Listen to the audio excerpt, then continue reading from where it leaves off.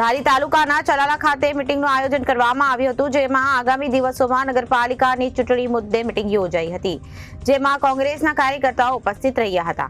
ધારી તાલુકાના ચલાલા ખાતે મીટિંગનું આયોજન કરવામાં આવ્યું હતું, જેમાં આગામી દિવસોમાં નગરપાલિકાની ચૂંટણી મુદ્દે મીટિંગ યોજાઈ હતી, જેમાં કોંગ્રેસના કાર્યકર્તાઓ ઉપસ્થિત રહ્યા હતા, જેમાં પ્રભારી દ્વારા તમામ સભ્યોને અપીલ કરવામાં આવી હતી।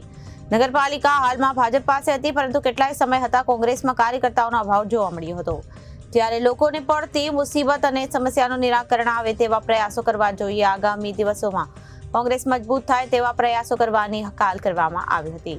આજરોજ ચલાલા નગરપાલિકાના ચૂંટણીના સિદ્ધાંત આપણા જે ગુજરાતના સહપ્રભારી માલવીજી તેમજ અમરેલી જિલ્લાના પ્રભારી રાજભા અને નગરપાલિકા ચલાલાના પ્રભારી ચેતનભાઈ ખાચર આવી મિટિંગ લીધી હતી અને નગરપાલિકાના ચૂંટણી લક્ષે માર્ગદર્શન આપ્યું અને કઈ રીતના આયોજન કરવું અને અમારા સૂચનો સાંભળ્યા અને અમારા સૂચનો જે છે એ પ્રદેશ લગી પહોંચે એવી વિનંતી કરી છે અને અમને બાહેંધરી અને વિશ્વાસ આપ્યો છે કે તમારા પ્રશ્ન પ્રદેશ લગી પહોંચશે અને આવનારા સમયમાં નગરપાલિકા અમે જીતશું, જીતીને બતાવશું। નગરપાલિકા ચલાલાની કોંગ્રેસની બને છે એવો સંપૂર્ણ તમામ કાર્યકરને સંપૂર્ણ વિશ્વાસ છે।